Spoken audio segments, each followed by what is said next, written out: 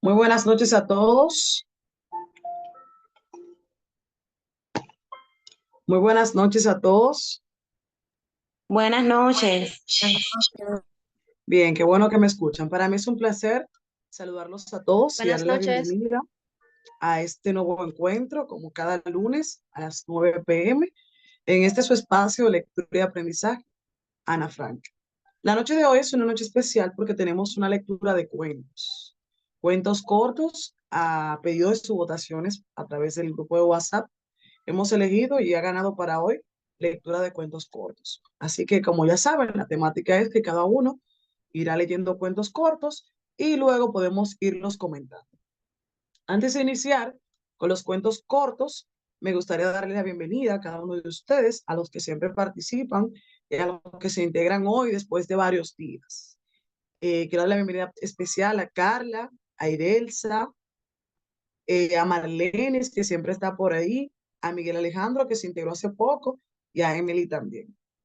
También agradecemos a Julián Aquiles, que es el presidente de la Asociación Nacional de Escritores, quien siempre nos acompaña religiosamente, como cada lunes. Agradecemos a él por su apoyo con este grupo y con este club de manera muy personal.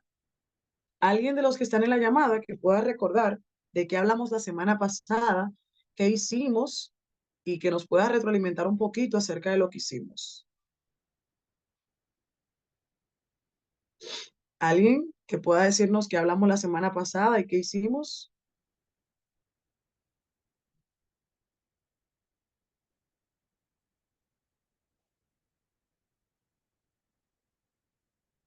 ¿Me están escuchando? Carla, por favor. Sí. Bueno, si no mal recuerdo, la semana pasada estuvimos socializando sobre la lectura del cuento de la asombrosa tienda de la señorita Jeon o algo así. No Sí, recuerdo así muy bien, es. pero Francia, nos estuvo contando sobre cómo era la historia, ya que casi nadie leyó el libro, lastimosamente. Muy bien, ¿alguien más que recuerde qué aprendimos de esa historia? ¿Qué fue lo que más se destacó?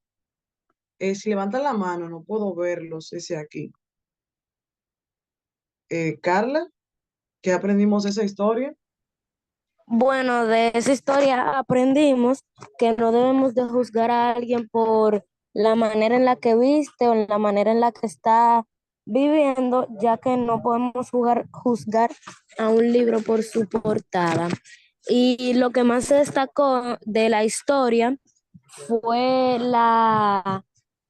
fue el mendigo que estaba en esa historia, ya que él sufría de un problema con el alcoholismo y entonces salió a flote gracias a la ayuda de la señora de la tienda.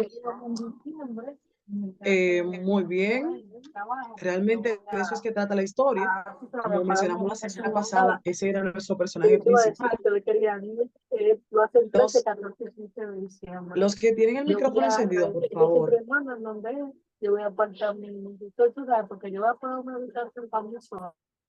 Los que tienen el Emily lo micrófono tiene encendido, encendido. Kevin, por favor. Gracias. Eh, la semana pasada estuvimos destacando eso, que el personaje principal de esa novela, como mencionó Carla, era el mendigo, quien sufría de una demencia alcohólica a causa del alcohol, por problemas que tuvo. Y pues básicamente en esa trama era que se desarrollaba la historia, ya que de forma muy personal, afectó la vida de cada una de las personas que iban a la tienda, y todo el que iba a la tienda aprendía algo para mejorar su vida. Entonces, como ya mencionamos, la noche de hoy vamos a estar compartiendo cuentos cortos. Lo iremos haciendo de forma voluntaria. Todos los integrantes que estén aquí pueden participar. Si alguno quiere comenzar, puede hacerlo. Si no, yo tengo un cuento aquí para leerles. Lo van haciendo levantando las manos para que podamos hacerlo en orden. Así que si alguien quiere iniciar con su cuento, dice el nombre del cuento. Si pertenece Yo a un quiero libro, como en iniciar. el caso del mío, si pertenece a un libro, lo menciona. Si no, solamente dice el nombre del cuento y el autor. Entonces, ¿Alguien que quiera comenzar? Y de él, veo que tiene la mano levantada. Sí, sí, tengo un cuento que me encanta. Pues Este empecemos. cuento es El almohadón de pluma de Horacio Quiroga. Bien, El almohadón de plumas es uno de los cuentos más famosos de Horacio Quiroga. Ok, bien, comienza así.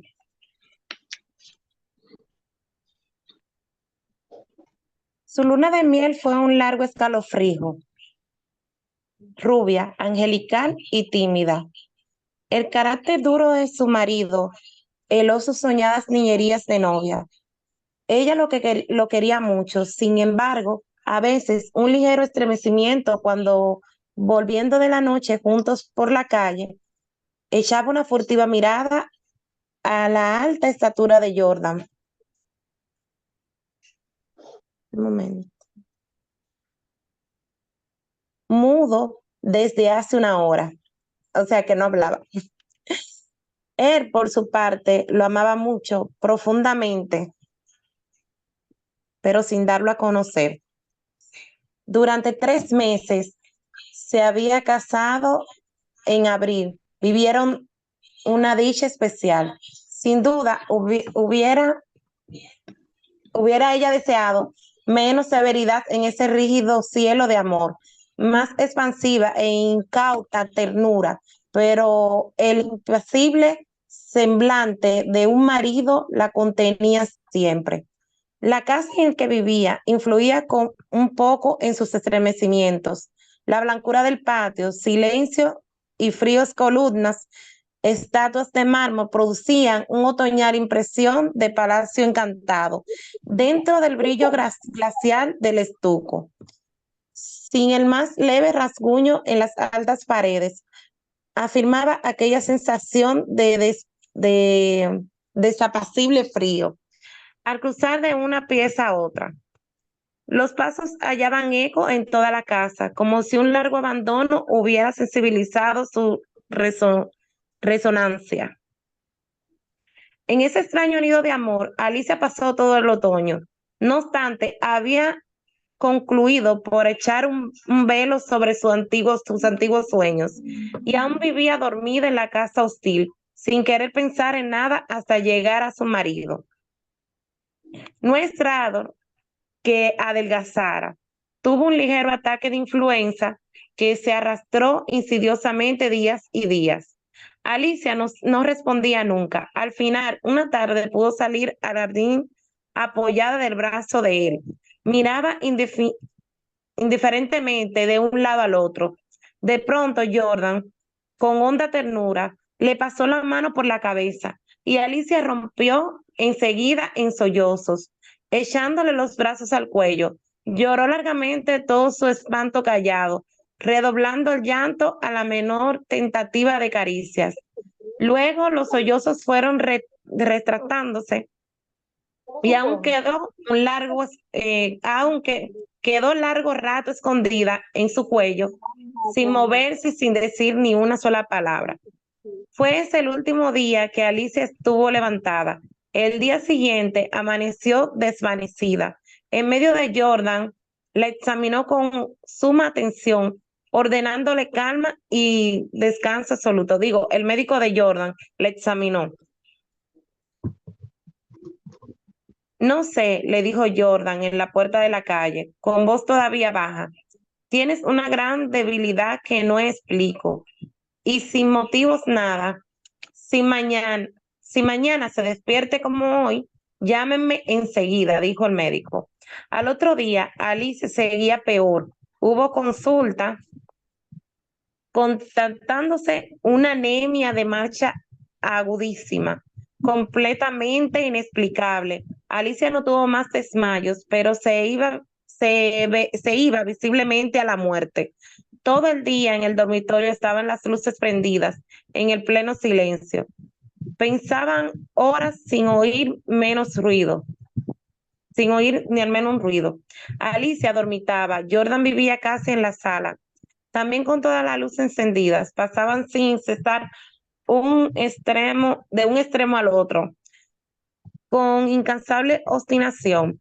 La alfombra ahogaba sus pasos. A ratos entraban en el dormitorio y proseguían su mundo. Veían a lo largo de la cama mirando a su mujer cada vez que caminaba en esa dirección. Pronto Alicia comenzó a tener alucinaciones confusas y flotantes al principio y que decidieron luego aras de su suelo. La joven con los ojos desmesuradamente abiertos no hacía sino mirar la alfombra a uno y a otro lado del respaldo de la cama. Una noche se quedó de repente mirando fijamente. Al rato abrió la boca para gritar y sus narices y los labios se le separaron de sudor. Se perlaron de sudor. Jordan, Jordan, aclamó, rígida de espanto, sin dejar de mirar la alfombra. Jordan corrió al dormitorio y al ver al parecer Alicia dio un alarido de horror. Soy yo, Alicia, soy yo, dice Jordan. Alicia lo miró con extravío. Miró la alfombra, volvió a mirarlo y después de largo rato de estupefacta confrontación, se serenó, sonrió y tomó entre las suyas la mano de su marido, acariciándola temblorosa. Entre sus alucinaciones más pórfidas hubo un antropoide apoyado en la alfombra sobre los dedos, que tenía fijos en ella los ojos. Los médicos volvieron inútilmente. Había allí delante de ellos una vida que se escapaba, desangrándose día a día. Ahora, sin saber absolutamente cómo. En la última consulta, Alicia yacía en el estupor, mientras ellos la pulsaban, pasándose de uno de otro lado en la muñeca. La observaron largo rato en silencio y siguieron al comedor. Se encogió de hombros desalentado el médico, desalentado su médico. Es un caso serio, dijo. Poco hay que hacer. Solo eso me faltaba, respondió Jordan, y también bruscamente y tamborileó bruscamente sobre la mesa. Alicia fue extinguiéndose en su delirio de anemia, agravándose cada tarde, pero pero que remetía siempre en las primeras horas de la mañana. Durante el día no avanzaba su enfermedad, pero cada mañana amanecía lívida, en síncope o casi en él. Parecía que únicamente de noche se le fuera la vida en nuevas alas de sangre. Tenía siempre al despertar la sensación de estar desplomada en una cama con millones de kilos encima. Desde el tercer día, este hundimiento no la abandonó más. Apenas podía mover la cabeza. No quiso que le tocaran la cama, ni aun que le arreglaran el almohadón. Sus terrores crepusculares avanzaron de una forma monstruosa, que se arrastraban hasta la cama y trepaban. Perdió luego el conocimiento. Los 2 días finales de delirio, sin cesar, a media voz, las luces continuaban fúnebremente encendidas en el dormitorio de la sala. Las luces. En el silencio agónico de la casa, no se oía más que el delirio monótono que salía de la cama y el rumor ahogado de los externos pasos de Jordan. Alicia murió, por fin. La sirvienta, que entró después a deshacer la cama, solo ya miró un rato extrañada el almohadón. Señor, llamó a Jordan en voz baja. En el almohadón hay manchas que parecen sangre, dice. Jordan se acercó rápidamente y se dobló a su vez. Efectivamente, sobre la funda, a ambos lados del hueco que había dejado la cabeza de Alicia, se veían manchitas oscuras. Parecen picaduras, murmuró la sirvienta, después de un rato de inmóvil observación. Levantó a la luz y le dijo a Jordan. La sirvienta lo levantó, pero enseguida lo dejó caer y se quedó mirando aquel almohadón lívidamente. Sin saber por qué, Jordan sintió que los cabellos se le erizaban. ¿Qué hay? Murmuró con la voz ronca. Pesa mucho, dice la mucama. Articuló la sirvienta sin dejar de temblar. Jordan la levantó. Pesaba extraordinariamente. Salieron con él y sobre la mesa. Un momento. Ajá, un momento. Que la estoy pasando. Y sobre la mesa del comedor, Salieron con él y sobre la mesa del comedor, Jordan cortó la funda y envoltura de un tejo. Las plumas superiores volaron y la sirvienta dio un grito de horror con toda la boca abierta, llevándose las manos crispadas a los bandos. Sobre el fondón, entró entre las plumas, moviéndose lentamente las patas velludas, había un animal monstruoso, una bola viviente y viscosa. Estaba hinchado que apenas se le pronunciaba la boca. Noche a noche, desde que Alicia había caído en la cama, había aplicado sigilosamente su boca, su trompa, mejor dicho, a las sienes de aquella, chupándole la sangre. La picadura era casi impredecible.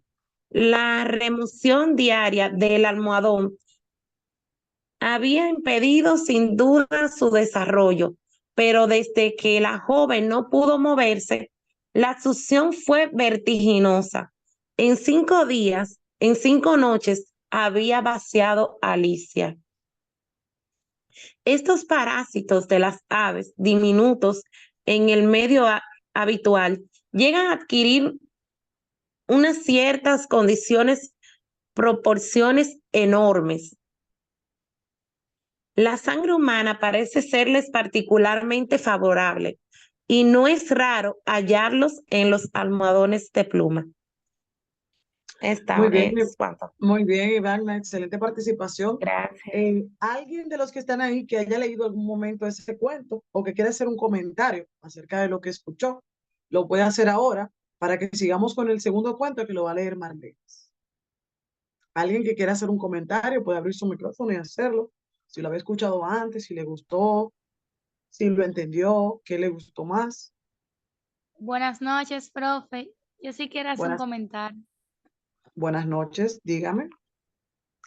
Bueno, el cuento yo realmente nunca lo había escuchado, principalmente porque cuando leo no me fijo en los autores, pero sí me pareció algo interesante, algo que sí leería. Me gustaron mucho me gustó mucho la manera de expresión, el léxico que se utilizó y también me gustó mucho la manera en que se generaba el cuento y cómo envolvía a quien lo leía. Me pareció un cuento bastante interesante. Eh, Ivana, Ivana, perdón. Idelsa, ¿puedes decir por qué seleccionaste ese cuento? Sí, yo este cuento lo leí cuando era niña. Venía en los libros de textos que se leían de la escuela y ese texto nunca se me borró. Fue uno de los primeros cuentos que yo leí y de los que más me gustaron. Realmente me gusta cómo va transcurriendo la trama porque te va envolviendo, tú vas entrando en las características de los personajes, porque primeramente demuestran cómo él se mantiene en su espacio, como si fuera frío y como que no la quisiera, pero realmente en el cuento se deja ver que sí se preocupaba por ella y que la amaba. Y además que es algo que uno no se espera. Es muy inesperado la conclusión y además el cuento se desarrolla muy hermosamente. Muy bien, excelente participación, tanto Fernanda como Idelsa. Marlenis, léenos tu cuento, por favor. Dinos el nombre del cuento y el autor. Buenas noches, bendiciones. Amén. No sé mucho leer, pero vamos a aprender algo. Y mi cuento trata de una gotita, ¿De una qué? de una gotita de agua o de lluvia. Ok. La La gran aventura de Gotita. Una gotita de lluvia se pregunta, ¿qué hay más allá de la nube? Para descubrirlo, ella y su amiga hacen un recorrido lleno de fantasía. Y la autora es Musanda. Y su apellido está en inglés y tú sabes que yo no soy buena en eso. Lo saqué de internet. Bien. En un día caluroso, Gotita y su amiga se enteraron en una nube. Perdón. En un día caluroso, Gotita y su amiga se sentaron en una nube a mirar la tierra. Desde el cielo todo se veía tan interesante desde lo alto. Los árboles eran verdes, bolitas de algodón, los ríos cintas plateadas, los edificios parecían pequeños cuadrados grises. ¿Qué más crees que hay debajo? Preguntó Gotita a su amiga. Mi papá dice que hay personas, animales, árboles y automóviles, respondió su amiga. Wow, tantas cosas por conocer, dijo Gotita. El día transcurrió hasta que Gotita y su amiga no vieron más al señor Sol. Luego apareció el viento, silbando una dulce melodía, pero los silbidos se hicieron muy fuertes. Se está poniendo muy frío, dijo Gotita. Sa. El frío viento hizo que Gotita y su amiga rebalaran de las nubes y cayeran lejos, muy lejos, hasta alcanzar la tierra. Mírame caer, dijo Gotita. Voy más rápido que tú.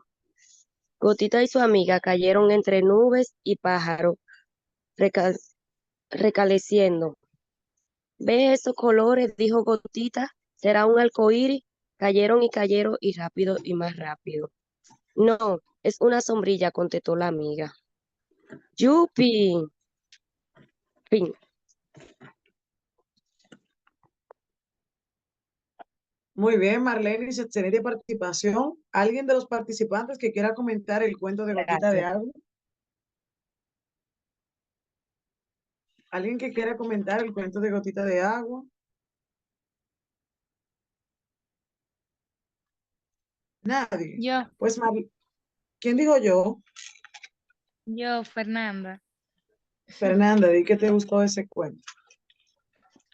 Bueno, del cuento me gustó que es un cuento que realmente se puede transmitir a cualquier tipo de público, de cualquier edad, o mejor dicho, es clasificación A.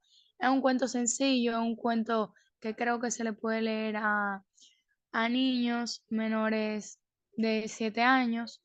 Es un cuento divertido, entusiasta, y siento que es un cuento que más allá de ser una historia para dormir, puede ser una historia de enseñanza. Muy bien, Fernanda, excelente participación. Carla, léenos tu cuento, por favor. Ok. Mi cuento se titula, perdón, mi cuento se titula Hombre de la esquina rosada y el autor es Enrique Amorim. A mí, tan luego, hablarme del finado Francisco Real. Yo lo conocí, y eso que estos no eran sus barrios, porque él sabía tallar más bien por el norte, por esos lados de la laguna de Guadalupe y la batería. Arriba de 3 veces no lo traté, y esas en una misma noche, pero es noche que no se me olvidará. Como en ella vino la lujanera, porque sí, a dormir en mi rancho y roceando Juárez dejó para no volver el arroyo. A ustedes, claro que les falta la debida experiencia para conocer ese nombre, pero Rosendo Juárez, el pegador, era de los que pisaban más fuertes por Villa Santa Rita.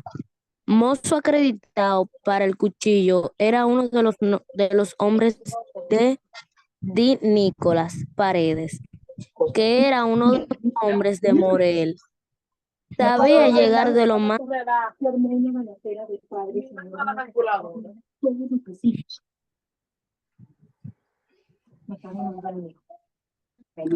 Ok, perdón. Sabía llegar de lo más paquete al quilombo. En un oscuro, con las prendas de plata, los hombres y los perros los respetaban y las chinas también. Nadie ignoraba que estaba que estaba debiendo 2 muertes. Usaba un chambergo alto de ala finita sobre la melena grasienta. La suerte lo mimaba, como quien dice, los mozos de la villa le copiábamos hasta el modo de esculpir. Sin embargo, una noche nos ilustró la verdadera condición de Rosendo. Parece cuento, pero la historia de esa noche rarísima empezó por un placentero insolente de ruedas coloradas, lleno hasta el tope de hombres, que iba a los barrincanazos, por esos callejones de barro duro. Entre los hornos de ladrillo y los huecos, y dos de negro, dele, dele guitarrear y aturdir. Y el del pescante que les tiraba un fustazo a los perros sueltos que se le atravesaban al moro, y un emponchado iba silencioso en el medio, y ese era el corralero de tantas mentas, y el hombre iba a pelear y a matar la noche. Era una bendición de tan fresca. Dos de ellos iban sobre la capota volcada, como si la soledad fuera un curso. Eso fue, eso fue el primer sucedido de tantos que hubo, pero recién después lo supimos. Los muchachos estábamos desde temprano en el salón de Julia, que era un galpón de chapas de zinc. Entre el camino de Guana y el Maldonado era un local que usted lo divisaba de lejos, por la luz que mandaba a la redonda del farol sin vergüenza y por el barullo también. La Julia, aunque de humilde color, era de lo más consciente y formal, así que no faltaban muchas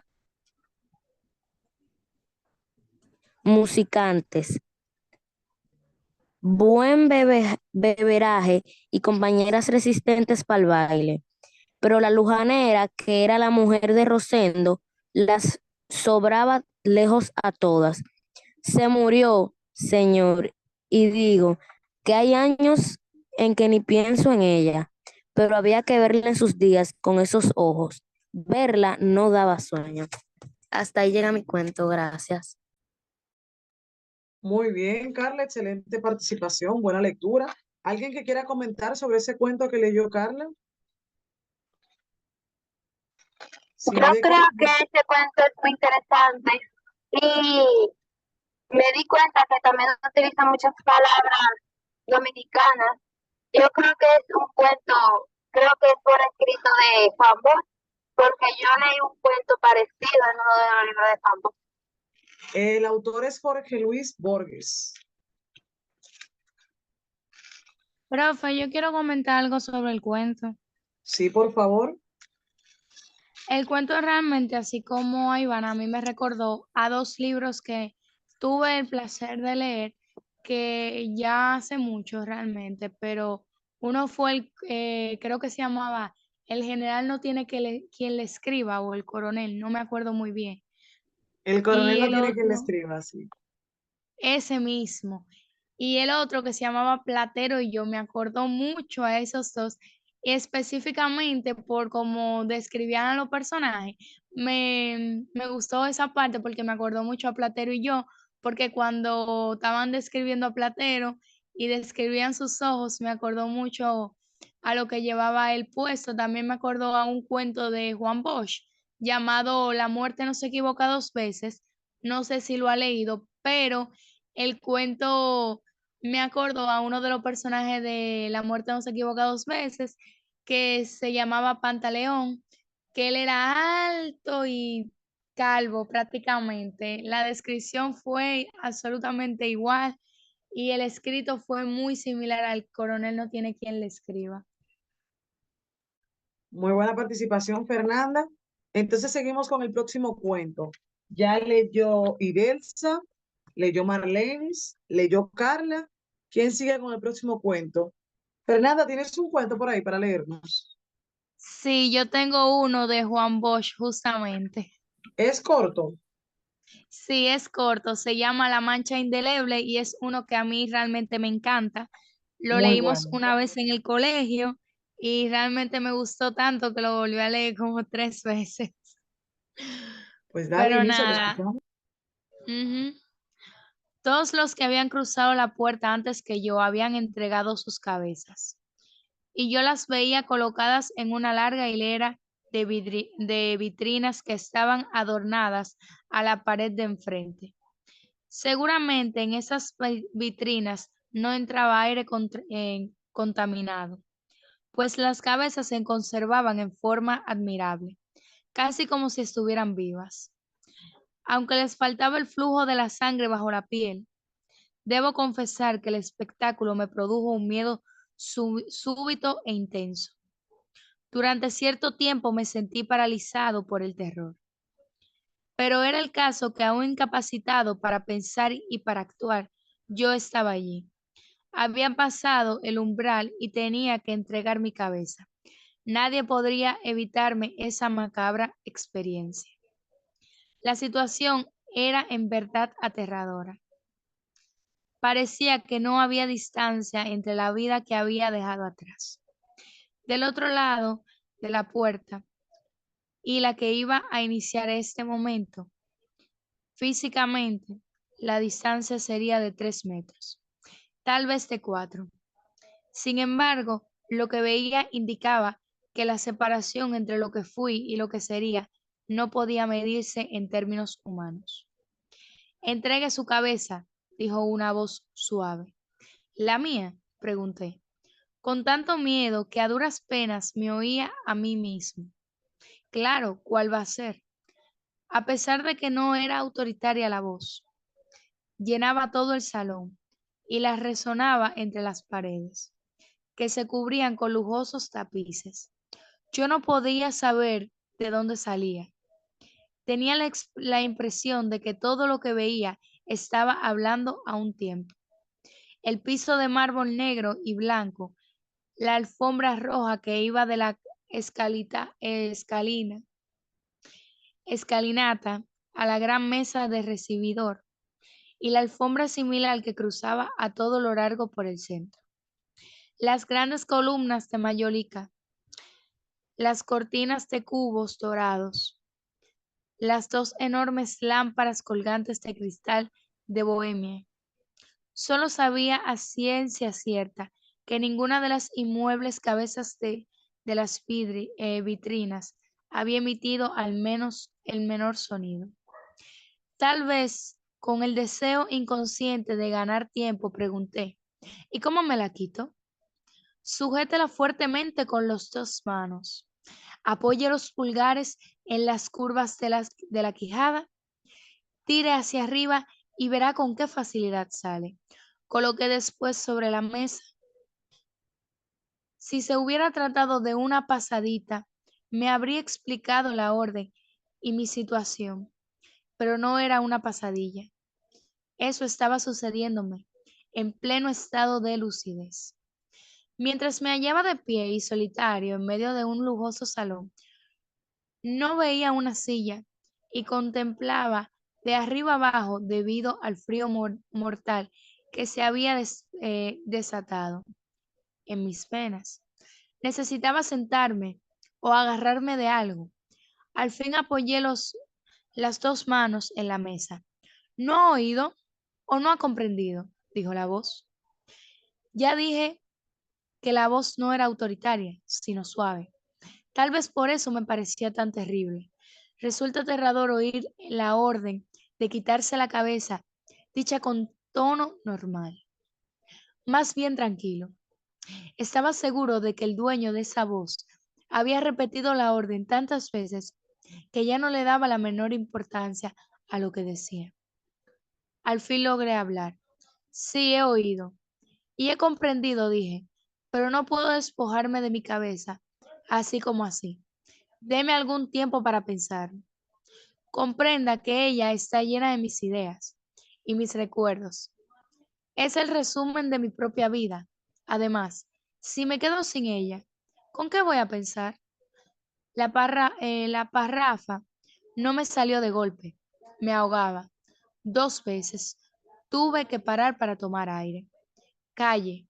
y me pareció que la voz emitía un ligero gruñido, como de risa burlona. Aquí no tiene que pensar, pensaremos por usted. En cuanto a sus recuerdos, no va a necesitarlos más, va a empezar una nueva vida. Vida sin relación conmigo mismo, sin mis ideas, sin emociones propias, pregunté. Instintivamente miré hacia la puerta por donde había entrado. Estaba cerrada. Volví los ojos a los dos extremos del gran salón. Había también puertas en esos extremos, pero ninguno estaba abierto. El espacio era largo y el techo alto, lo cual me hizo sentirme tan desamparado como un niño perdido en una gran ciudad. No había la menor señal de vida. Solo yo me hallaba en ese salón imponente. Pero aún estaba la voz y yo, pero la voz no era humana. No podía relacionarse con un ser de carne y hueso. Me hallaba bajo la impresión de que miles de ojos malignos, también sin vida, estaban mirándome desde las paredes. Y de millones de seres minúsculos e invisibles acechaban mi pensamiento. Por favor, no nos haga perder el tiempo, que hay otros en turno, dijo la voz. No es fácil explicar lo que esas palabras significaban para mí. Sentí que alguien iba a entrar, que ya no estaría más tiempo solo, y volví la cara hacia la puerta. No me había equivocado. Una mano sujetaba el borde de la gran hoja de madera brillante y la empujaba hacia adentro. Y un pie se posaba en el umbral. Por la abertura de la puerta se advertía que afuera había poca luz. Sin duda, era la hora indecisa entre el día que muere y la noche que ha cerrado, que todavía no ha cerrado. En medio de mi terror actué como un autómata. autómata. Me lancé impetuosamente hacia la puerta, empujé al que entraba y salía de la calle. Me di cuenta de que alguna gente se alarmó al verme correr. Tal vez pensaron que había robado o había sido sorprendido en el momento de robar. Comprendí que llevaba el rostro pálido y los ojos desorbitados, y de haber habido por ahí un policía, me hubiera perseguido. De todas maneras, no me importaba. Mi necesidad de huir era imperiosa y huir como loco. Durante una semana no me atreví a salir de casa. Hoy oía día y noche la voz que veía en todas partes, los millares de ojos sin vida y los centenares de cabezas sin cuerpo. Pero en la octava noche, aliviado de mi miedo, me arriesgué a ir a la esquina, a un cafetucho de mala muerte, visitado siempre por gente extraña. Al lado de la mesa que ocupé había otra vacía. A poco dos hombres se sentaron en ella. Uno tenía los ojos sombríos, me miró con intensidad y luego dijo al otro, ese fue el que huyó después que estaba. Yo tomaba en ese momento una taza de café. Me temblaban las manos con tanta violencia que un poco de la bebida se me derramó en la camisa. Ni mal, es que no tengo otra camisa ni manera de adquirir una nueva. Mientras me esfuerzo en hacer desaparecer la mancha, oigo sin cesar las últimas palabras del hombre de los ojos sombríos, después de que ya estaba inscrito. El miedo me hace sudar frío y yo sé que no podré liberarme de este miedo, que lo sentiré ante cualquier desconcierto, si los dos hombres eran miembros o eran enemigos del partido. Ahora estoy en casa, tratando de lavar la camisa para el caso.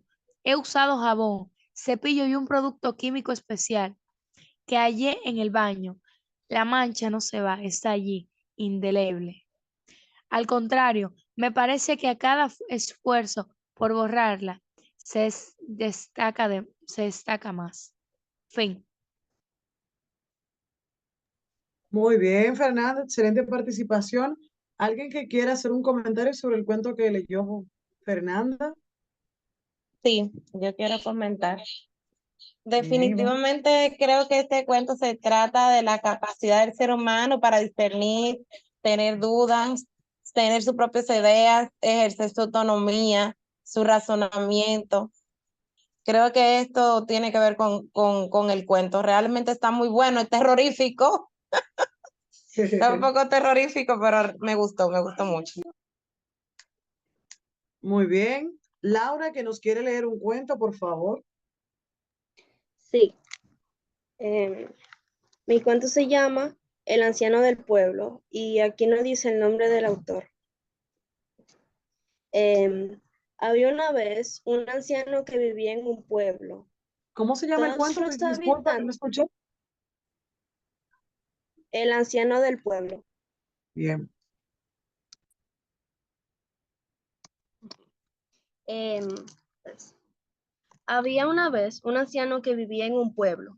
Todos los habitantes lo evitaban. eh, mm, Perdón, eh, ya que tenía la mala fama de estar siempre de mal humor.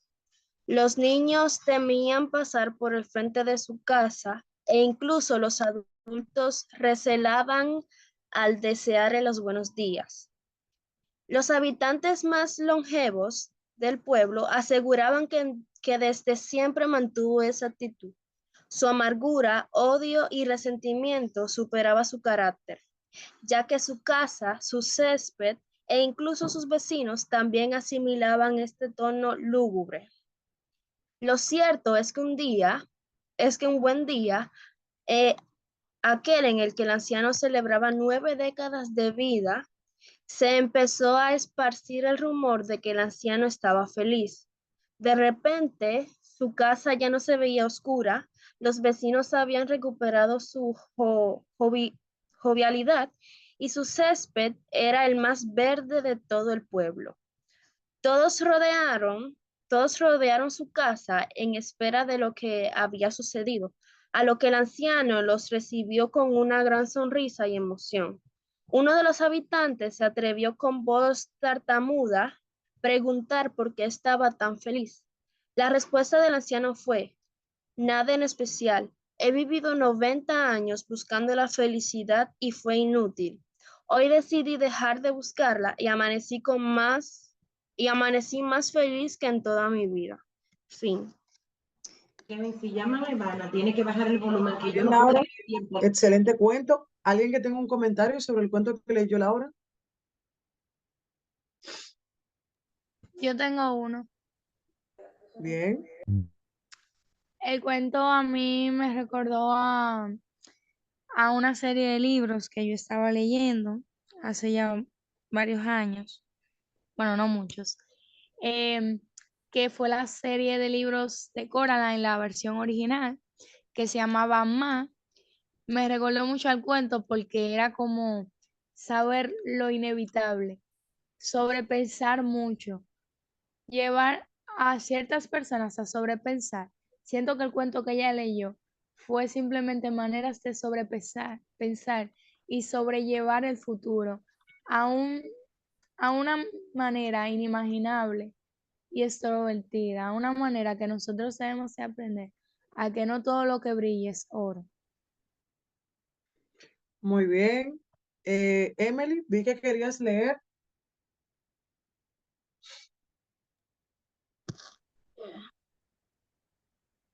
Em, el cuento mío se llama Los cuentos de la Victoria por Santiago de la Cruz Mieses. ¿Tú vas a leer el cuento completo o uno de los cuentos? Uno de los cuentos. Entonces, ¿cómo se llama ese? Los cuentos de la Victoria. Ok.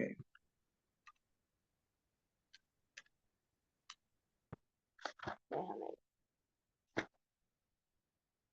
El pago. Cuando los galleros lo veían llegar con su gallo en la funda, vociferaban contentos. Ahí viene el pago, ahí viene el pago. Señores, llegó el pago. Corran. Los que no la habían visto lo miraban y seguían y enseguida reían divertidos. Él también reía. Con muchos campesinos y personas de ciudades y pueblos, Nazario aprovechaba los días feriados y los fines de semana para, después de las faenas del campo, divertirse un poco jugando gallos e incluso ganar dinero. De Ferrebú salió para el pueblo de La Derrota, una mañana de un martes 13, con la finalidad de que su gallo Pinto ganara una pelea, pero antes se preparó. Al llegar a la casa de la pitonisa, no tuvo que esperar mucho. La señora que consultaba encerrada en una habitación sintió la presencia de Nazario y ordenó que el que seguía le diera el turno, porque lo de él era un caso especial. Al entrar, la señora cruzó las manos y se las dio para saludarlo. Él hizo igual. Muchacho, tú estás vivo porque tienes un santo que te cuida. De lo contrario, hace tiempo que tus huesos fueran blancos, le dijo la mujer. Luego prendió una vela pequeña. Le dio algunas vueltas y le preguntó su nombre. Colocó un vaso detrás de la vela y volvió a darle vueltas. Mira, muchacho, tienes un gallo al que quieres mucho, ¿verdad? Ajá, contestó el azorado. ¿Y ese gallo nunca gana una pelea? Sí, le respondió Nazario, aunque más asustado que la primera vez. Y de nuevo ella volvió a hablar para decirle, a ese gallo te le tiraron una guangua para verte jodido, perdiendo todos los chelitos que encuentres. Tienes que darle unos baños que te voy a recomendar y tú vas a ver. Contigo no va nada, pero tú tienes un resguardo tragado y otro en la cartera. Nazario sintió algo que se le movía en el estómago y hasta ahí se llevó las manos rápidamente. Bueno, mi hijo, la consulta son 2 inorgánicos y los 3 baños, el primero cuesta 7,21, el segundo 14,7 y el tercero 30,13. Sí, pues dímele a Polita que me traiga el material. Tan pronto la señora le entregó los baños para el gallo, Nazario se marchó esperando que el próximo sábado llevaría su gallo a la gallera a barrer con quien fuera. Los días transcurrieron como relámpagos, pero Nazario Heredia sen- los sentía como siglos. Cuando llegó el sábado recogió todos sus ahorros, vendió el arroz y la flor, vendió un novillo, le cogió a Malu, su esposa, los ahorros y salió a la gallera. En el camino había llovido y todavía lloviznaba. En los montes se escuchaban guineas alzadas que cantaban. Relampagueaba, el cielo estaba oscuro. Cientos de rolitas y rolones alzaban vuelo a sentir gente. Al lado de la carretera, inmensas fincas llenas de ganado resplandecían de verdor. Matas de mango se acostaban al suelo, impotentes por el peso de las frutas. Un toro a lo lejos bramó. El gallo en la funda cantaba. No te apures, mi Pinto, que será una sola pelea y volveremos con los bolsillos llenos de los inorgánicos de esos pendejos. Cuando Nazario se acercó a la gallera, el primer gallero que lo vio lo notó diferente. Andaba bien vestido y con una extraña fragancia. Lo remiró con picardia y seguido voceó. Llegó el pago, aquí está el pago, señores. Y se escuchó un coro de los galleros. Llegó el pago. Nazario se desmontó del lomo de oro, sonrió y dijo, hoy no llegó el pago, señores, hoy llegó el cobrador. Voy al Pinto con lo que ustedes querían. Una carcajada a coro estremeció la gallera, pero cuando Nazario dijo categóricamente, voy 5,000 inorgánicos al mío, la gallera se llenó de silencio y estupor. Y al cabo de un minuto, Basilisa iba hacia él y le dijo, van. Al instante, Lomo de Oro relinchó afuera y Dulce Claudiana de las mieles mieses se cruzaba, sonrió. Pronto se escuchó un murmullo que contrató. Lléveme 1000 inorgánicos, mansuetas, llévame 2000. Pasaron los gallos, pica, pinto, pica, dijo Nazario dando brinquitos. Y aunque el dinero se le volvió sal y agua, jamás tuvieron motivos para decirle, llegó el pago, llegó el pago. Fin. Muy bien, excelente participación, Emily, muy buena lectura. Eh, yo de forma particular pude entender cuáles eran las voces en ese cuento que leíste. Si alguien tiene algún comentario que hacer de ese cuento que tú leíste, es el momento para que lo haga. ¿Alguien que quiera comentar? Si tienen las manos levantadas, no puedo verlo. ¿Nadie? Pues Emily, dinos tú Yo por qué creo que, Ivana, ok. Perfecto, Ivana, comenta. yo creo que él es muy valiente de tener esa confianza en su gallo.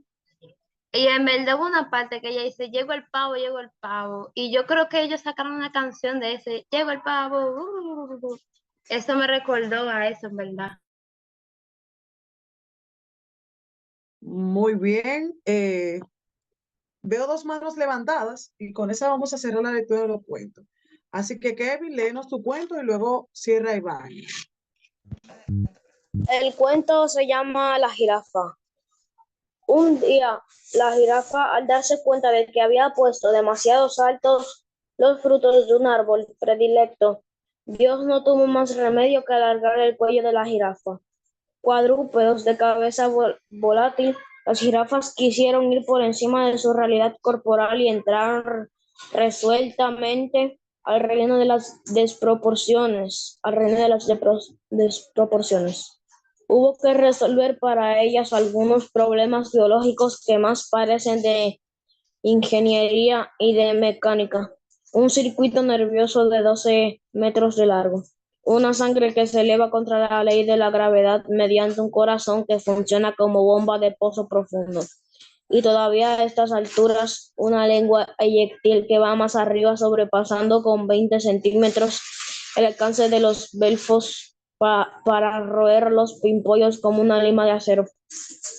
Con todos sus derroches de técnica que complican extraordinariamente su galope y sus amores, la jirafa representa mejor que nadie los devaneos del espíritu. Busca en las alturas lo que otros encuentran al ras del suelo. Pero como finalmente tiene que inclinarse de vez en cuando para beber el agua común, se ve obligada a desarrollar su acrobacia al revés y se pone entonces al nivel de los burros. Fin. Ay, muy bonito el cuento. Mira, yo nunca lo había escuchado. Me gustó mucho porque se ve como la razón por la que las jirafas tienen el cuello largo. Me gustó. Es corto, pero tiene mucho sentido. Fernanda, veo que tienes la mano levantada. Sí, estoy aquí. Yo quiero ir después de Ivana. Pero tú leíste un cuento. Ah, ok, sorry. Ivana, léenos tu cuento, por favor. Ok, mi cuento se llama La Mancha Indeleble y es escrito por Juan Eh, Bosch. Se encuentra, Espérate, disculpa, Ivana. Ese cuento lo leyeron ya ahora hace un rato. Yo Ese lo fue leí. el número 4. Fui yo que ¿ya lo lo leí. leyeron? Sí, si tienes Ivana, otro por ahí, lo lees. Yo tengo otro. O lee el otro, porque ya se lo leyeron. Se llama En un bohío, Ok. escrito por Juan Bosch en el libro de cuentos escritos en el exilio. La mujer no se atrevía a pensar. Cuando lo creía, oír pisadas de veces que lanzaban la puerta. Con los ojos ansiosos, después volvía al cuarto y se quedaba allí un rato largo. sumida en una especie de letargo. El bohío era una miseria, ya estaba negro de tan viejo, y dentro se vivía entre tierra y hollín. Se volviera, se volviera inevitable desde que empezaran las lluvias. Ella lo sabía, y sabía también que no podía dejarlo, porque fuera de esa choza no tenía una yagua donde ampararse. Otra vez, rumor de voces. Corrió a la puerta, temerosa de que nadie pasara. Esperó un rato, esperó más, un poco más. Nada, solo el camino amarillo y pedregoso. Era el viento ahí enfrente, el condenado viento de la loma, que hacía gemir los pinos de la subida y los pomares de abajo. O tal vez el río, que corría en el fondo del precipicio detrás del bohío. Uno de los enfermitos llamó y ella entró a verlo, deshecha, con ganas de llorar, pero sin lágrimas para hacerlo. Mamá, no era Taíta, no era Taíta, mamá. Ella no se atrevía a contestar. Tocaba la frente del niño y la sentía arder. No era Taíta, mamá. No, negó. Tu Taíta viene, dices. El niño cerró los ojos y se puso de lado. Aún en la oscuridad del aposento se le veía la piel lívida. Yo le vi de mamá. Estaba ahí y me trujo un pantalón nuevo. La mujer no podía seguir oyendo, iba a derrumbarse, como los troncos viejos que se pudren dentro y caen un día de golpe. Era el delirio de la fiebre lo que hacía hablar hacia su hijo, y ella no tenía con qué comprarle una medicina. El niño pareció dormitar y la madre se levantó para ver al otro. Lo halló tranquilo, era huesos nada más, y silbaba al respirar, pero no se movía ni se quejaba, solo la miraba con sus grandes ojos serenos. Desde que nació había sido callado. El cuartucho hería a tela podrida. La madre, flaca, con las sienes hundidas, un paño sucio en la cabeza y un viejo traje de listado. No podía apreciar ese olor, porque se hallaba acostumbrada, pero algo le decía que sus hijos no podrían curarse en tal lugar. Pensaba que cuando su marido volviera, si era que algún día salía de la cárcel, hallaría solo cruces sembradas frente a los horcones del bohío, y de este ni tablas sin techo, sin comprender por qué se ponía en el lugar de Teo y sufría. Le dolía imaginar que Teo llegara y nadie saliera a recibirlo. Cuando él estuvo en el bohío por última vez, justamente 2 días antes de entregarse, todavía el pequeño conuco se veía limpio, y el maíz, los frijoles y el tabaco se agitaban a la brisa de la loma. Pero Teo se entregó porque le dijeron que podía probar la propia defensa y que no duraría en la cárcel. Ella no pudo seguir trabajando porque enfermó, y los muchachos, la hembrita y los 2 niños tan pequeños no pudieron mantener limpio el conuco, ni ir al monte para tumbar los palos que se necesitaban, para arreglar los lienzos de la palizada que se pudrían. Después llegó el temporal, aquel condenado temporal, y el agua estuvo cayendo, cayendo, cayendo día y noche, sin sosiego alguno. 1 semana, 2, 3, hasta que los torrentes dejaron solo piedras y barros en el camino, y se llevaron pedazos enteros de la palizada, y llenaron el conuco de guijarros, y el piso de tierra del bohío crió lamas de yaguas y empezaron a pudrirse. Pero mejor era no recordar esas cosas. Ahora esperaban. Habían mandado a Lebrita a Naranjal, allá abajo a 1 hora de camino. La habían mandado con media docena de huevos que pudo recoger de los nidales del monte para que los cambiara por arroz y sal. La niña había salido temprano y no volvía, y la madre hojeaba el camino llena de ansiedad. Sintió pisadas. Esta vez no se engañaba. Alguien montando caballos se acercaba. Salió al alero del bohío, con los músculos del cuello tensos y los ojos duros. Miró hacia la subida, sentía que le faltaba aire, lo que lo obligaba a distender las ventanas de la nariz. De pronto vio un sombrero de cana que ascendía y coligió que un hombre subía a la loma. Su primer impulso fue el de entrar, pero algo la sostuvo ahí, como esclava. Debajo del sombrero apareció un rostro difuso. Después los hombros, el pecho y finalmente el caballo. La mujer vio al hombre acercarse y todavía no pensaba en nada. Cuando el hombre estuvo a pocos pasos, ella le miró a los ojos y sintió, más que comprendió, que aquel desconocido estaba deseando algo. Había una serie de imágenes vagas pero amargas en la cabeza de la mujer. Su hija, los huevos, los niños enfermos, Teo. Todo eso se borró de golpe a la voz del hombre. Saludo, había dicho él. Sin saber cómo lo hacía, ella extendía la mano y suplicó, deme algo, alguito. El hombre la midió con los ojos, sin bajar del caballo. Era una mujer flaca y sucia, que tenía mirada de loca, que sin duda estaba sola y que sin duda también deseaba un hombre. Deme alguito, insistía ella. Y de súbito, en esa cabeza atormentada, penetró la idea de que ese hombre volvía de La Vega. Y si había ido a vender algo, tendría dinero.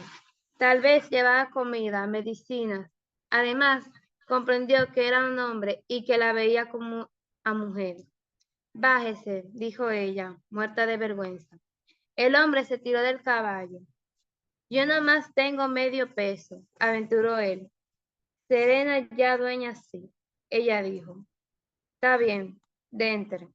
El hombre perdió el recelo y pareció sentir una súbita alegría. Agarró la jaquima del caballo y se puso a amarrarla al pie del bohío. La mujer entró y de pronto ya venció el peor momento.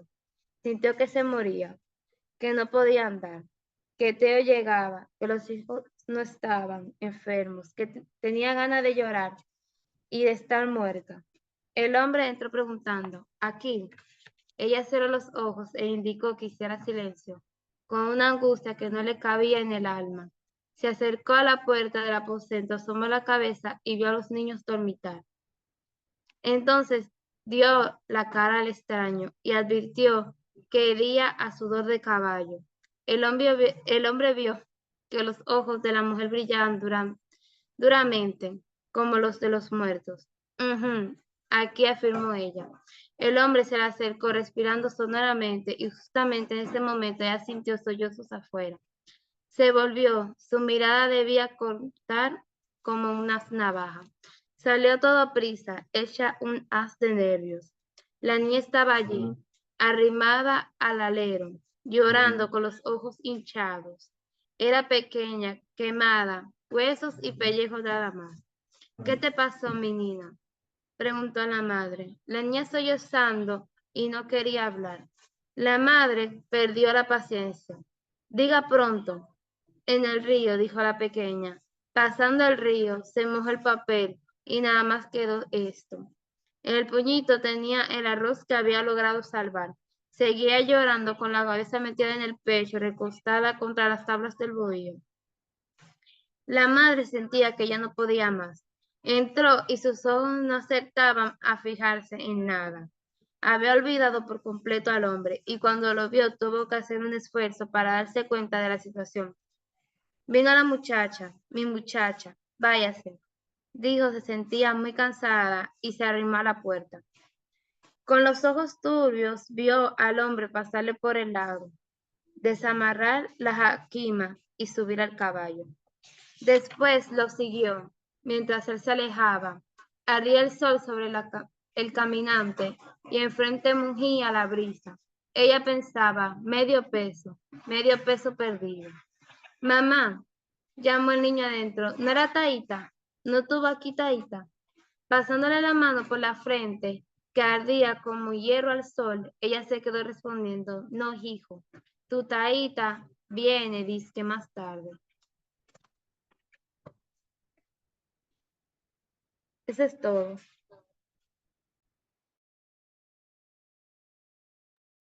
Muy bien, excelente participación, Ivana. Cabe destacar que muchos utilizaron cuentos que no eran tan cortos, pero de todas formas su lectura fue muy buena. Vamos a cerrar la noche de hoy, que se nos ha hecho bastante tarde, ya son las 19, pero les agradezco. Para mí fue un honor haber compartido con ustedes y me encanta el hecho de que yo no haya podido leer el cuento, porque no me dieron tiempo, todos participaron y para mí eso fue bastante bueno. Así que alguien que quiera decir algo para resumir que no haya participado o que haya participado poco, que quiera cerrar la noche de hoy con un mensaje o algo para que nos despidamos con esto. Alguien que nos quiera despedir con algún mensaje de lo que hicimos hoy, lo que le haya gustado. Yo, Yo. Fernanda. sí, bueno, a mí sí me gustó que leyeran distintas historias, que muchas yo no la conocía y otras que realmente me gustaría leer, estaban muy buenas. Y autores que sí me gustaría leer también, como Juan Bosch. Lo voy a empezar a leer, sabes que está muy bien. Y realmente para finalizar la noche de hoy, dicen que los libros son la llave al conocimiento y realmente siento que dependiendo del libro que uno lea y dependiendo el género y lo que uno quiera saber o aprender, eso va a encontrar. Y eso es algo muy bonito realmente. Y bueno, tal vez no sea algo muy común, pero yo prefiero un buen libro que una serie. Gracias. Muy bien, muchas gracias, Fernanda, por tu comentario. Vicky Delsa levantó la mano. Sí, buenas Y noches. Delsa. Fue un día muy productivo, me sentí muy contenta de escuchar tan lindos cuentos que todos han compartido con nosotros. Realmente me emocionó mucho ver la gran participación que hubo la noche de hoy. Los niños, de verdad, la mayoría fueron excelentes sus cuentos. Creo que se debe de repetir si es posible. Esto se va a repetir obligado porque yo tengo mi cuento aquí sin leer y eso no se queda así. Así que eso se repite. Carla, contigo cerramos. Bueno, yo quisiera felicitar a todos porque tuvieron historias muy buenas para compartir y que sigan así muy participativos, incluyéndome. Y nada, pasen buenas noches y gracias. Ok, miren, antes de que nos vayamos, con esto cerramos. El libro que vamos a leer para el próximo lunes, se lo va a mandar ahora por el grupo de WhatsApp. Se llama se ha llevado mi queso? Algunos lo han leído, eso es bueno, porque lo vamos a comentar. Por el grupo le voy a mandar 10 preguntas que la vamos a comentar. Entonces, cada uno va a elegir la pregunta que quiere comentar. Entonces, la va a marcar con el número. Por ejemplo, yo, fulanita, la número 1, yo, fulanito, la número 2. Y así sabemos quién lo va a comentar. Una misma pregunta la pueden seleccionar dos personas, así que por las preguntas no hay problema. Siempre y cuando se hayan terminado las primeras 10, entonces pueden repetir.